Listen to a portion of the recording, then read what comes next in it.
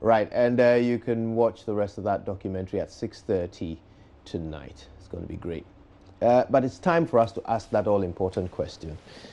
Does the president still need 110 ministers? Now, I'm going to sound a word of caution here. This conversation cannot be political if it's going to be effective.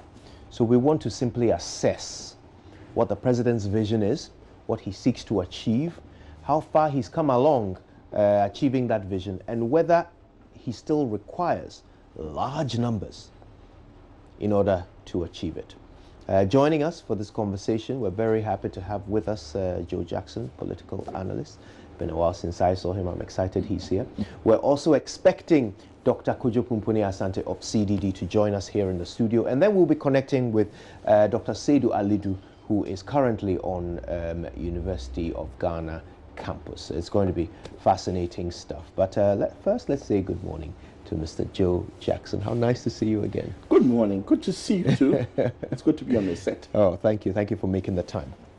Now, of course, when the president first appointed 110, there was furore, and the president's response was, judge me by my results.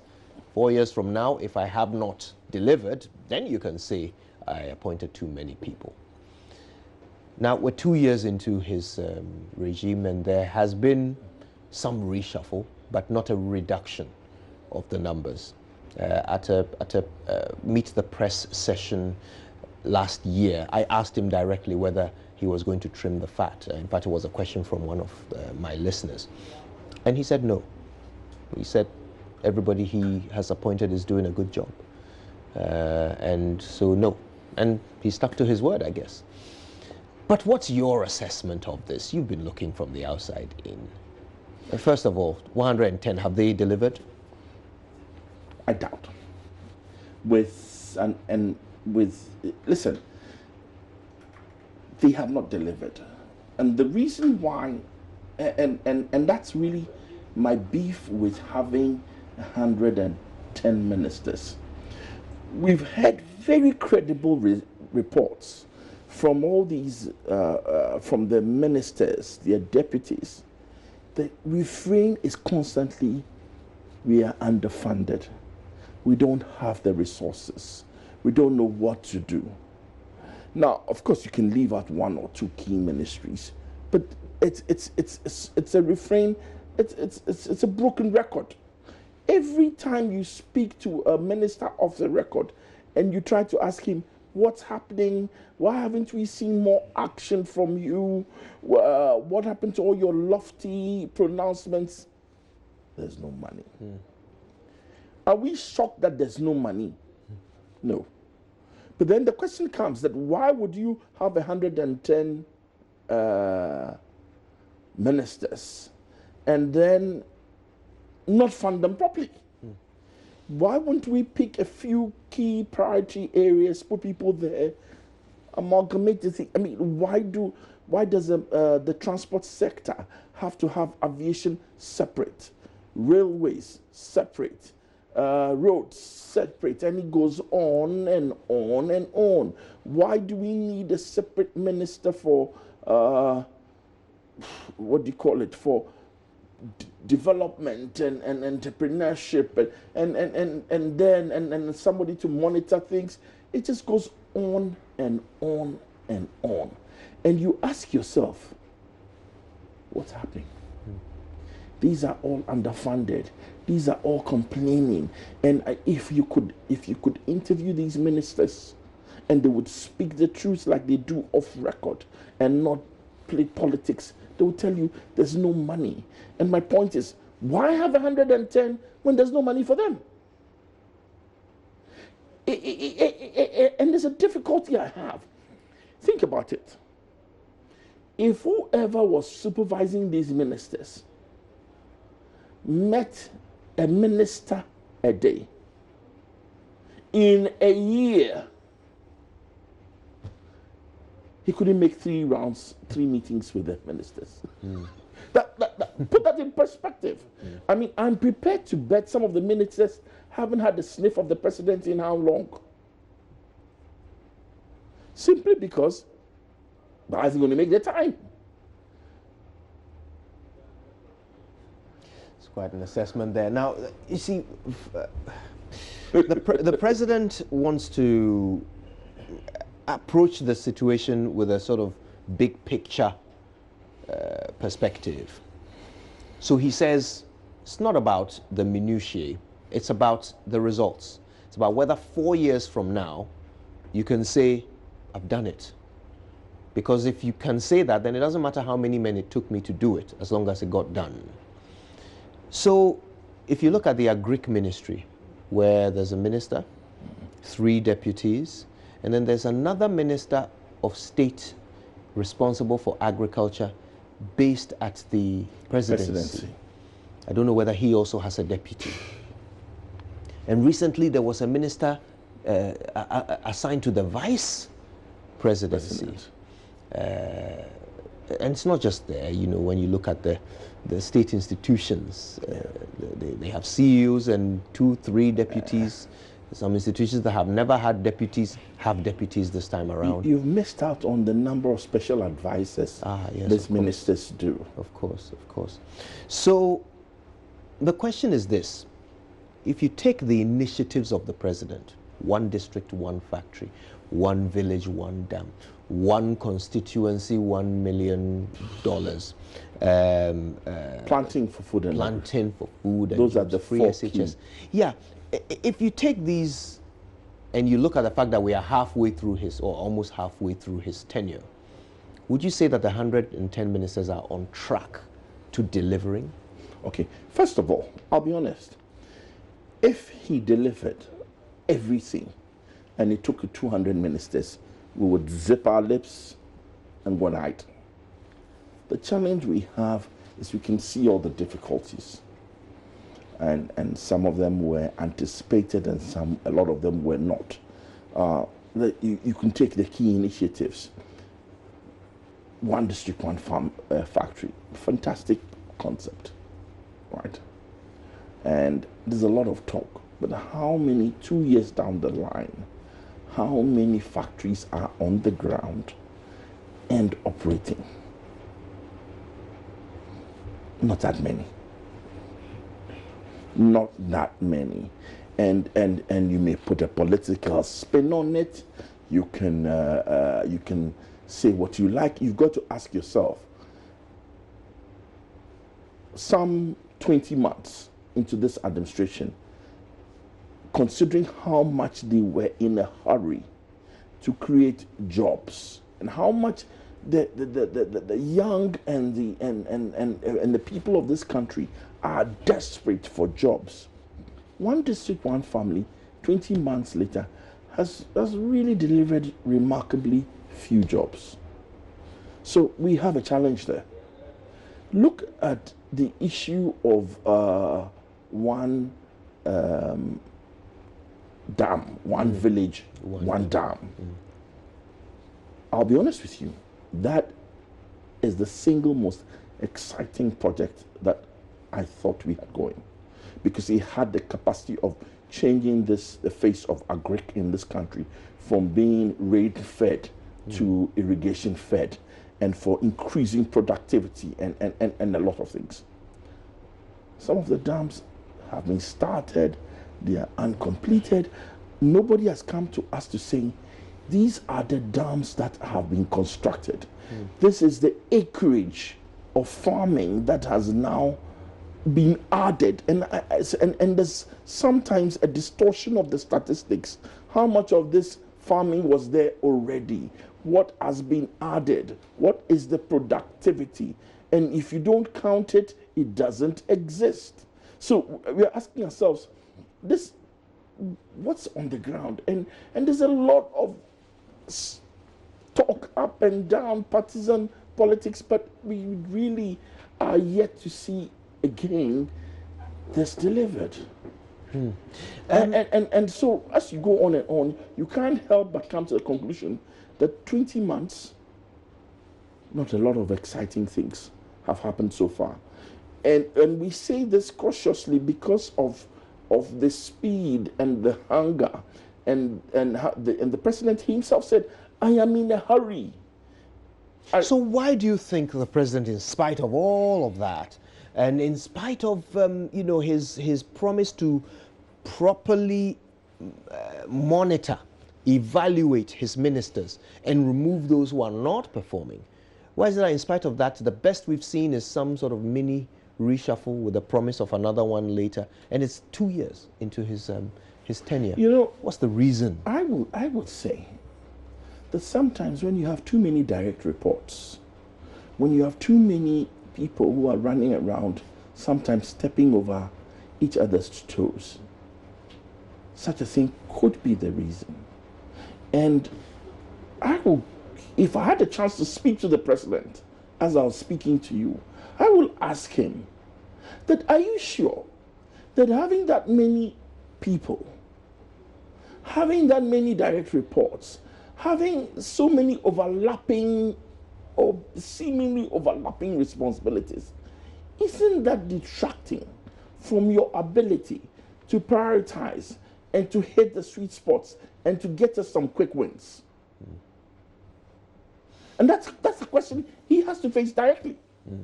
That there is enough for us, some of us, to wonder that yes, nobody will begrudge you any of the numbers, and it's important to say that it's the number is not illegal.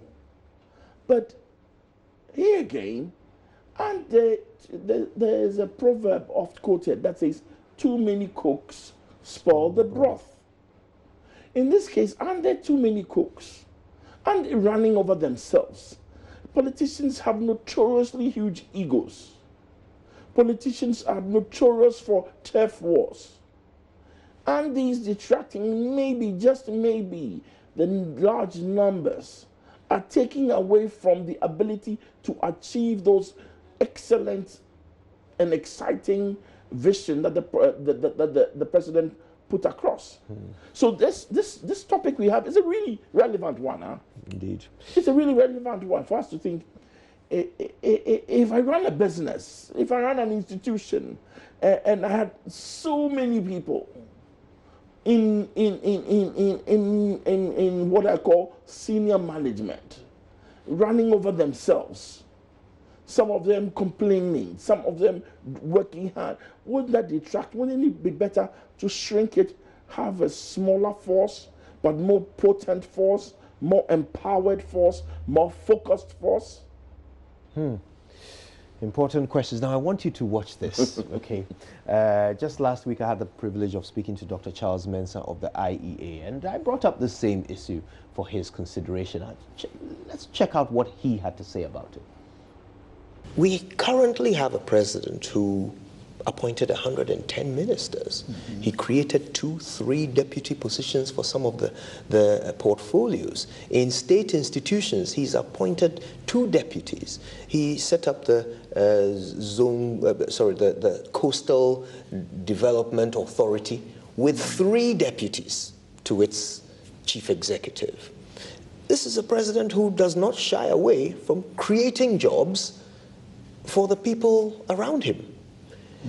How confident are we that when it comes to setting up the processing plant for our bauxite, after borrowing $2 billion to do it, that he won't simply place the people around him from his party that he trusts in these positions, and then we all have to hope that they do a good job? I see exactly what you're talking about. We're not going to achieve much in this country if that pattern continues. It's got to change. That pattern of employing many people in the ministries, running government, will not help us win this the competition in this world. We need to change that pattern. But I also believe that the president is a smart man. It shouldn't take him long to change this pattern. The longer it takes, the more difficult it's going to be. Because if you have 100 ministries, and they are all ministers, and they are all drawing salaries, of course your deficits, your expenditures will rise, Your revenues are basically where they are now because you're giving all your wealth away and you can tax people up to a certain point. Beyond that, it's going to collapse. So we will need to have to cut our expenditures. Some ministers will have to go. And I believe that it will come because you'll be looking at the numbers and it will get to a point where you say, well, I meant well, but the revenues cannot support this kind of attitude or this kind of framework for a long time. Are you suggesting the president hasn't yet come to that realization? I believe he has. I think the timing may be the issue, but I believe he has. Because if you can articulate, if you can see that the structure of the economy as it is not working, and bear in mind, with 100 ministers, it's not working. We're running deficits all the time. You know, it's got to dawn on him somewhere that it has to change. Does this suggest that perhaps at the time he was making these appointments, he didn't have a full grasp of what was happening with our economy? I believe that it was just to please some of these old politicians. And I believe that in his mind, it may be a temporary measure. Because how do you put 100 people there with cars and all the other things that come with being a minister on this meager revenues that we have? It's not going to work. I believe he knows that. I believe it's a matter of time. But for me, my hope comes from the fact that he's beginning to realize that the old colonial economy, you know, it's like we're on a leash. We're doing what the master wants without the master telling us. We're doing what the old master used to say: produce cocoa for me, and I'll sell you chocolate. Produce gold for me, and I'll sell you jewelry. Sell me your bauxite, and I'll sell you car parts, and so on. Sell me manganese, I'll sell you car parts, I'll sell you iron, I'll sell you so many things. It doesn't take long for a smart person to see that. And that's the heart of what he needs to do, to tackle that quickly. And it will require a lot of politics because you have to review the contracts that have been given. Dr. Charles Mensah there speaking on the size of government under President Akufo-Addo. And we're very honored. We're joined by Dr. Kojo Pumpuni Asante of CDD. Thank you so much. I'm glad you were able to Good morning and good morning to your viewers. Yeah, through the traffic out there. But I'm so glad you're here because Mr. Joe Jackson and I have been, well, assessing the president's performance with his 110 ministers. Dr. Charles Mensah makes an interesting point there that he thinks the president was merely seeking to please some old politicians. I wonder whether that is your assessment as well. Well, I think we were not persuaded right from the beginning, the argument that was made for the 110 ministers. So the argument was, okay, the size of the job is big and therefore we need a bigger workforce. I think you can look around the world and there are even bigger countries with bigger problems to deal with. And they don't have the size of ministers that we have. So, I mean, that was not factually accurate. But there were other considerations about the bureaucracy not being capable or slow or disruptive. And therefore, you needed people that you can trust to do this. Again, if you look around the world, you can never be able to tackle the development challenges that you have without a strong bureaucracy. So any effort to bypass the bureaucracy in order to deliver, it's almost an exercise in futility. It's just not possible. The other thing you lose is you lose the accountability that comes with it. If you look at our governance structure, all of the democratic accountability is embedded in democratic processes. So anytime you try to bypass, then you really sort of leave yourself open to just not, having any accountability at all. And I think I did remember when I was just coming in, Mr. Joe Jackson talking about how once you have too many, it's like having 10 executive directors in one. Already you're going to have personality clashes. You're going to have, all of the trappings that comes with being at the top management. It's very difficult to get anything done when you have people stepping over each other in a very small space. And some of these ministries is a very small space. And as you know, they are politicians. So they have foot soldiers coming to see them. They have, all kinds of other incentives. They are worrying about their constituencies. What time do you get to actually run a ministry? And that's why the bureaucracy is important. But if you cut off or you try to just circumvent the elephant in the room, then you're going to have a problem. So for all of these things, I thought it was going to be a problem, right from the beginning. The president seems to be very convinced. I mean, in his speeches, it was almost like the end would justify the means. Yeah. But we are not doing this the first time. We've seen it over and over again, and he's been in government before. He should see it. If it's going to happen by your second year, you should already see the indicators, pointing to that direction. It's not going to happen as a miracle at the end. It's a building block. So you have to put the blocks in as you go along. What do you think, though? Is it working? Are you seeing indicators? I think so. Apart from the free SHS process, which basically is a sort of management process after you put it in place and finding the money to run it. The much more difficult things like the one district, one factory, which requires the one village, one dam, even the IPEP, which really require a lot of technical capacity, but serious supervision and, innovation.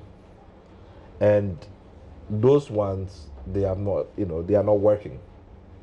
They are not working. But those are critical because the IPEP, we had actually converted a big chunk of our capital expenditure to try to deliver these smaller types of infrastructure across the country. Very good idea to try to impact on poverty.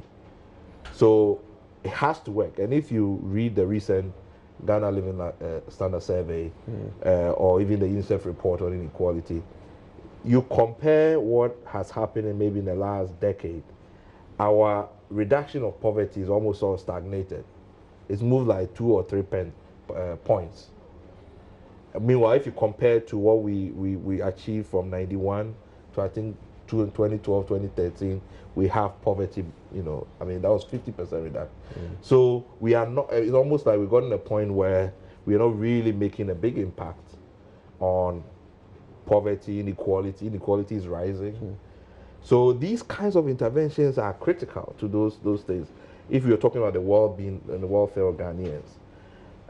So for me, and I share the same view that there has to be a point where the president says, I need to make some drastic changes. I need to, putting back some energy into, because otherwise you will not achieve your objectives.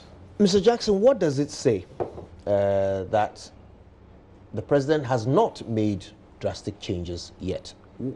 What's the meaning of that? What do you assess or analyze might be the president's motivation at this point, if 2 years in he's not made any drastic changes? Well, before I'll take this on, but before I just wanted to make a little comment. Yeah. Sometimes the challenge of there's a challenge with discussing the 110 ministers only in terms of cost. Oh, sure. Simply because the way the structure of our salaries versus it's that challenge sometimes gets bogged down because you'll find that even if he had 200 ministers, he may not make a significant dent on the deficit. So I'd like to take the structural issues we have with being broke, not having enough money, the deficit. I want to take the ministers out of that argument, because even if we had 200 ministers, it won't make a dent. If we drop the ministers by 50%, it won't change much. So let's not, with all due respect to Dr. Mensah, I have a little challenge bringing it down just to costs, because they are significant costs. But those costs are only a matter of perception, in the sense that are you also taking the pain that you are inflicting on other people? I think that's for me, that's where so if you take the net cost, because he talks about bringing in members of parliament, and therefore there's a net cost. There's a net benefit at the end. So, but as you say, for me, is the signaling. If you're going to go to the public and say, cut your coat or whatever, tighten your belt, then there's a perception that, but you've got all these ministers who are there who are not tightening their belts. But that's a separate argument completely, because that's not what will really change the numbers. It will make a significant dent. If you cut the ministers by 50%, it will make free SHS any easier to fund. So let's put that put that in perspective. Right. One of the reasons why I suspect that the president hasn't done anything is that always as a leader you have to ask yourself, am I undertaking a knee-jerk reaction to something that is not working, or whatever my thinking was, do I need to give it time to work? I sincerely believe that in the next, at the end of a 2-year period, which will end in December or January, depending on when you start the reckoning, there's got to be some sitting down and looking at this and saying, okay, we've given this time to work, we've tweaked it along the edges a little bit, and really minor tweaks, but this isn't working. It's not working. So I'm not surprised that the president hasn't done anything about it, because you got to give it, you got whatever policy you have, you got to give it time to crystallize. But at this moment, I think we're getting to the point where we can say, I mean, His Excellency, our big boss, this one, it's not bringing home the bacon. I think that the other question is the framework for assessing the ministers. So certainly what we understand happens is really an internal process that we don't know about. So we don't know on what basis the president keeps a minister or doesn't keep a minister. But there has to be some incentive for the minister to know that if I am not meeting my expectations, I'm going to get a sack. Do the ministers actually feel like that? Or there's a certain expectation, if the original objective was that, okay, I'm rewarding you, really, then you feel that, okay, this is your reward for your contribution, and therefore nobody really can tell you that they are letting you go. So because the M&E process is not shared with the public, or we are not really privy to how the president makes a decision like that, it's very difficult to really tell what exactly I wanted to make a little intervention here. Let's contrast our situation with a country like Rwanda. Every minister has to make a public announcement of what his program is for this year, and their benchmarks. And this is done by every single minister, and it's a public document. So I can pick up that document and say, you are the Deputy Minister of Communication, you are the Minister for Agri, you are the Minister for Trade and Industries. In January this year, you said you do A, B, C, D, E. Has it been done? And they even have another process where, for people like the equivalent of the DCs, yes, that's right. Even your constituents have a chance to turn in a vote on how you performed. So really, a shuffle is not just the presidency deciding whether he's getting. It's based on performance. It's based on performance. And what you said is key. How do we, and sometimes, how do we say that Minister A is not good? What was Minister A required to achieve that we can sit here and say, you are bad, you didn't perform? It is so subjective from the outside that it is almost irrelevant. Right. Now, we can only judge the whole government because at the beginning of every year, the government lays out a State of Nation address and sets out some targets. Yeah, that's right. But we cannot, so there's this big hole called the government, headed by the president, supported by his ministers and the deputies. But we cannot home in and say, Kofi Mensah, you are responsible. Because I don't know what he's been asked to deliver. A very fair point. And in many cases, we have to kind of conjecture. Yeah, basically. There are perhaps a few exceptions where we have a slightly clearer idea than other sectors. For example, agriculture. We know all the programs they want to deliver.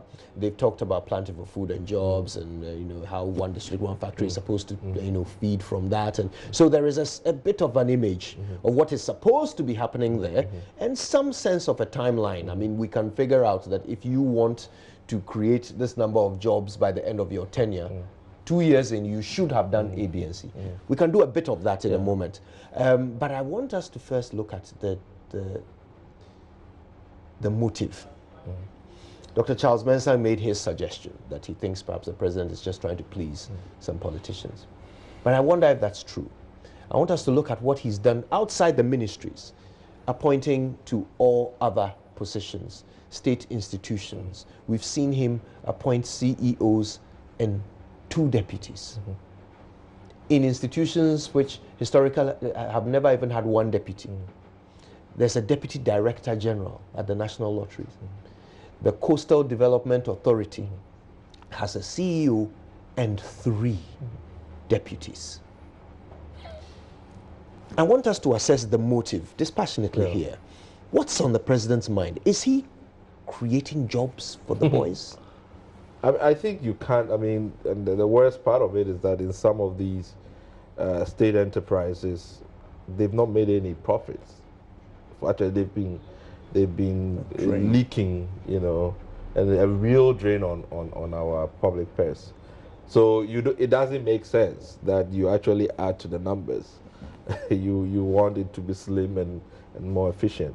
Yeah, I think right from the beginning, and this is informally, people say, oh, it doesn't make sense that all of these people are getting appointments because they all make contributions to the party.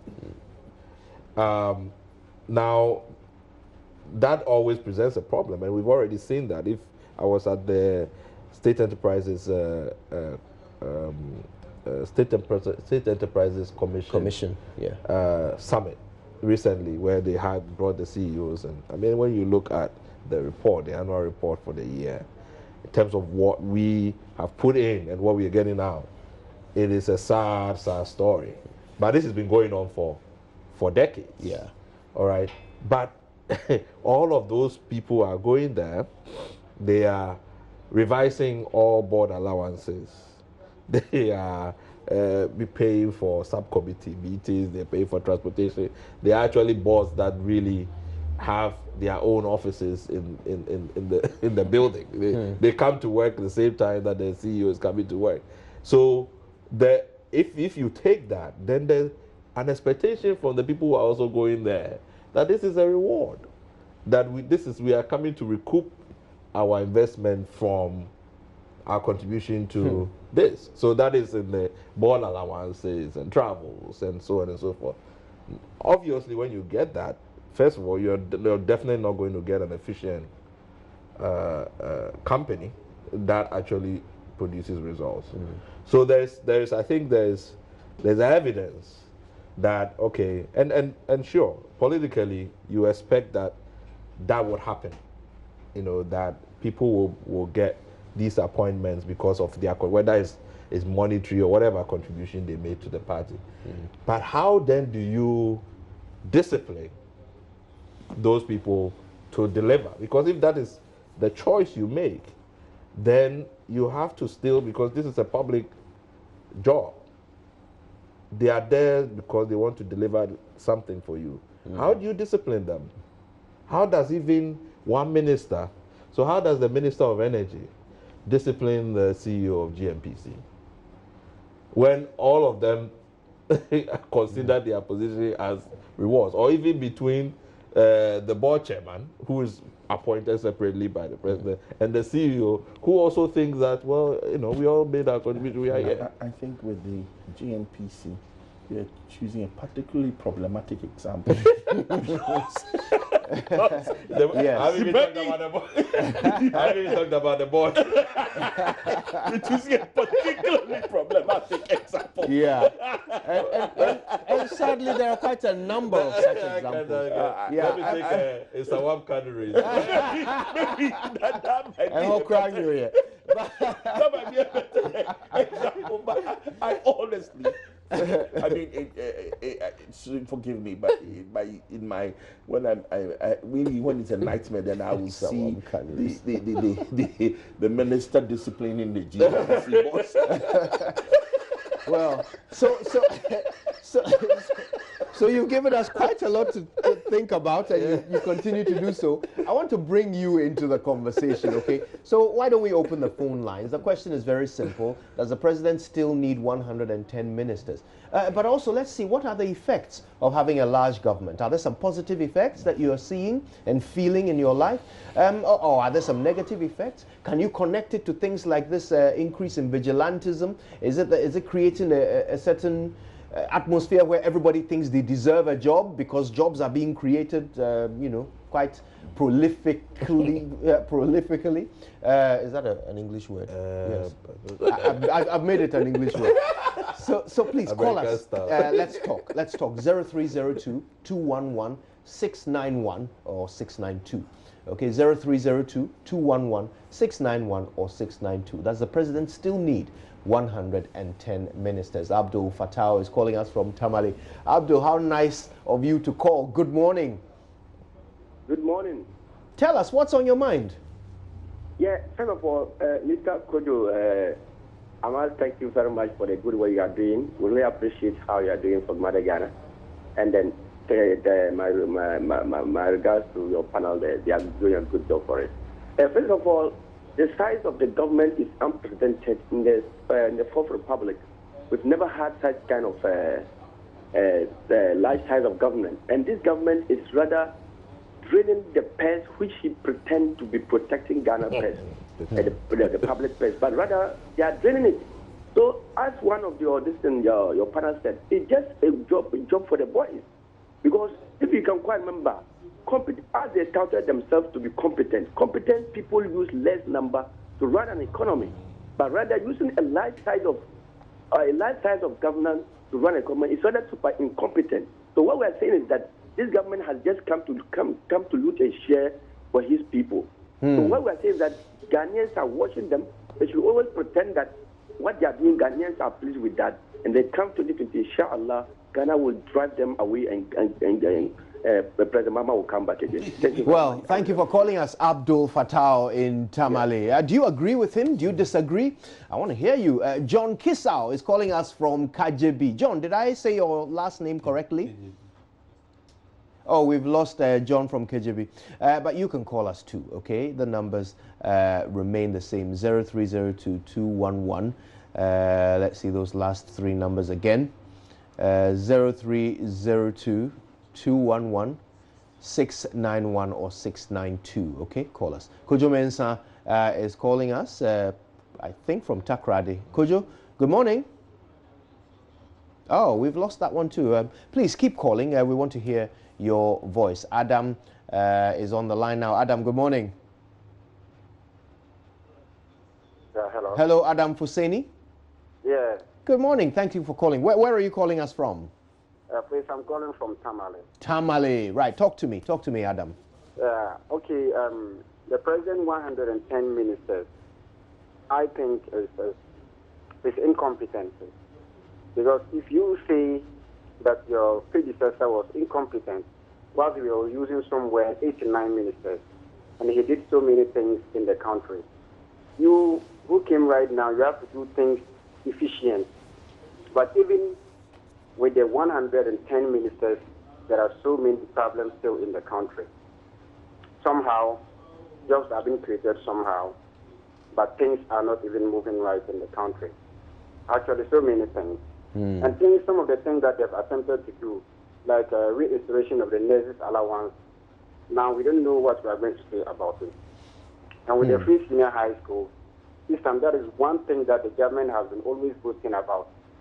Is that our main problem? Is it the only main problem that we have in the country? When you are sick, free senior high. When car knock you on the road, free senior high. Anything that you complain in the country, free senior high. No rules, free senior high. No schools, free senior high. Is that the best thing to do? Well, Adam, I want to ask you this. Can you pinpoint one minister or appointee who you think is actually doing a good job? Who is your favorite minister so far? Actually, I haven't seen anybody like that. But Kojo Nkrumah is someone that I admire so much. Okay. Oh, thank you. Kojo Nkrumah is someone that I admire so much, but he has just been given the position recently, and he hasn't done anything. But looking at the communication ministry, I think you see anything that you want to do in your country and your citizens are always against, it means it calls for so much review. Recently, the Ghana Independent Bar Broadcasters Association were against the deal that Osla Owusu and his deputy were going into with the Chinese company. Actually, they keep on persisting that they had gone with the deal. I don't know how far it has gone, but I believe that wasn't good for the country. Okay. And recently, all right. Well, thank you so much for that, Adam Fuseni from Tamale. We certainly appreciate your contribution. I want to read a few of your comments from Facebook as well, and then we'll come back and hear from Augustina, who's on the line. So Nuhu Nyayendi is saying, well, if not incompetence, nepotism, create, loot and share. How on earth could any Ghanaian imagine that a president can appoint 110 ministers, and when we complain, he added one, making it 111? Actually, I forgot about that. It's true. We didn't even need 110 from day one. He should better reduce the number and apologize to us. Isaac Gambra says, well, I don't think so. He should reduce the number. After all, they're not making any impact. There is still hardship in the system. Reducing it to 70 will be okay to govern a small country like Ghana.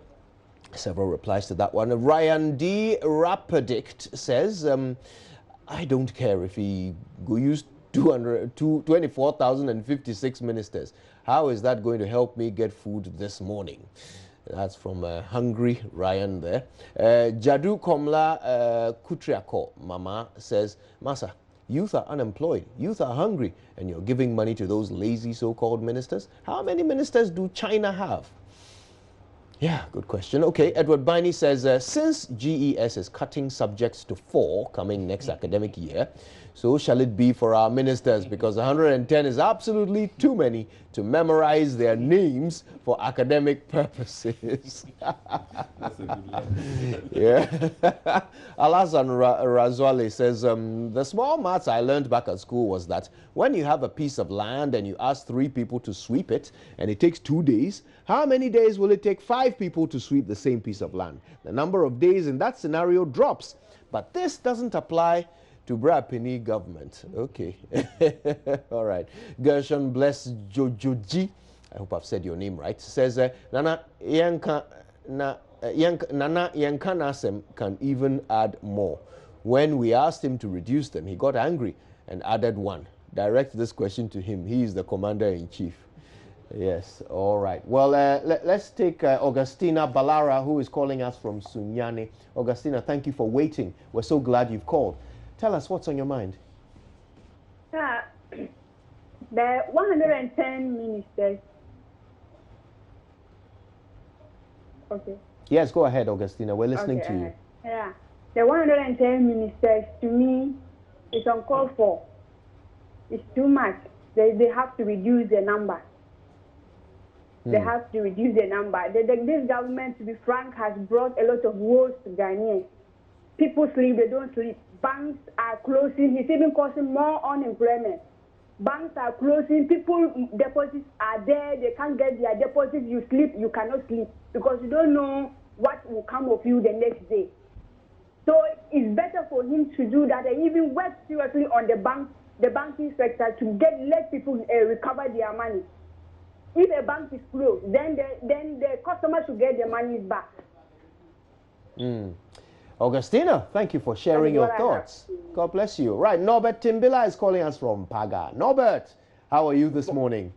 I'm fine. Kwajo, how are you too? Not bad at all. I'm glad you are calling with some of your Paga good spirit. Tell us what's on your mind. Yes, what is in my mind this morning is the 111 ministers. It's too much. At least, if he cannot reduce the substantive ministers, at least he should reduce the deputies. At least some ministers are having 2, 3 deputies. It should reduce them. You know, even other problem is some people are at other institutions. They are due for retirement, and they are still giving others contract, and they are still occupying positions. When the youth are on the street, graduates having masters, they are roaming. At least, if you are due for retirement, go and find something else to do and allow the public sector so that they can employ more youth. That is my problem this morning, Kojo. Thank you so much for sharing, Norbert. We appreciate your call from Paga. Zebila is our next stop, and I think this will be our last caller, Simon Amwa. How are you this morning? Oh, by the grace of God, I'm fine. So, 110 ministers. Does the president still need them?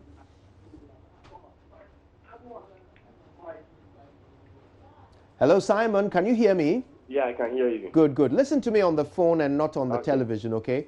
So, yeah, 110 ministers. Does the president still need them?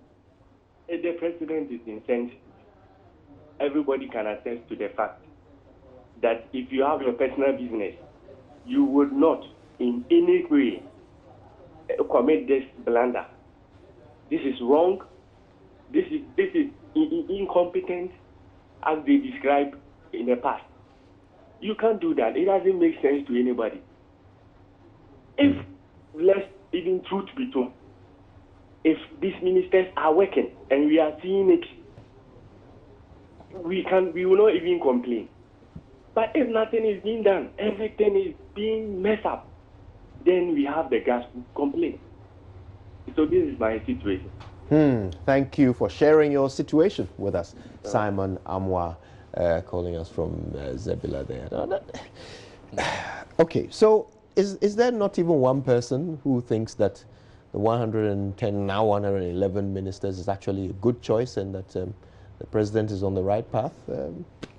Yeah, I think you have to consider that a lot of these narratives have been building up for decades, because we've talked about this for so many years that when a government eventually gets the opportunity to do something, I think there was a real expectation that the Akufo-Addo government is going to tackle some of these, how do I say, perception issues and really sort of give people a new idea of government.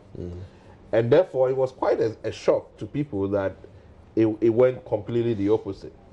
So it's almost like a built-up. There's this high expectation, and then you get hit very hard with something that you did not completely expect. As I said, the president tried to make a justification of it, that okay, I need speed, I'm in a hurry, I have a lot of things to do, so I want all of these ministers, who are going to do all of these things. But as we have seen, that creates its own problems, and it hasn't necessarily delivered. So it's up to the president in the mid-year to say, in the midterm, to say, I've tried it and it didn't work. I need to have a new tack, because Ghanaians are obviously not buying it. They are not buying this idea of keeping all of these people there. But as Mr. Joe Jackson said, if you think of actually the amount, that is not going to address the huge financing challenges we have on our budget, and we are, going to have a budget soon. But it's the signal is sent. So if the public are completely sort of focused on this picture, that the idea of a 110 ministers kind of signals profligacy and all of those things, and then the worst thing is that you see them going through the traffic and with the amber lights. It adds to the image. For a lot of people, you'll be surprised. Yeah. The biggest irritation about 110 ministers are the flashing sirens. That's right. That it's sort of really, and listen, it takes, when you are on the road in traffic or you're traveling on the road and you see all these guys come by with flashing lights and you say, oh, that's the minister's going, the minister going, the deputy minister. That's the biggest irritation. It adds to your, But I want to put this in context, because, see, you're talking about how almost everyone you talk to says 110 is too much, reduce the size. I think it is more a reflection of the general sense of malaise that we are in this country, where we feel that tomorrow, there's a fear that tomorrow will be worse than today. There's a fear that I know people who have lost their jobs. I'm not sure whether I will what I'm paid will be able to have the same value tomorrow. And all of a sudden, everyone you talk to is saying Ghana is hard. Things are difficult. People have lost their jobs. Businesses are collapsing. Our debtors are not paying. Contracts are not coming. And that, it is really, that is at the heart of the disaffection that the government is feeling over this 110 ministers. That all of us sit here and we are fearful. And we are worried. People are worried about pensions. Young people are worried for will I be able to buy myself a new pair of shoes next month? What happens?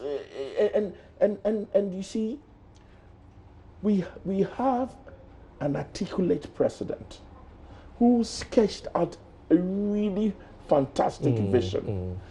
And now we sit here 20 months down the line, and the fear is at odds with the vision that was sketched. And then he has this bloated support system. And they irritate us with their 4x4s and their flashing lights, and we are pissed. Can well imagine. Mr. Jackson, Dr. Asante, thank you both so much for your time with us.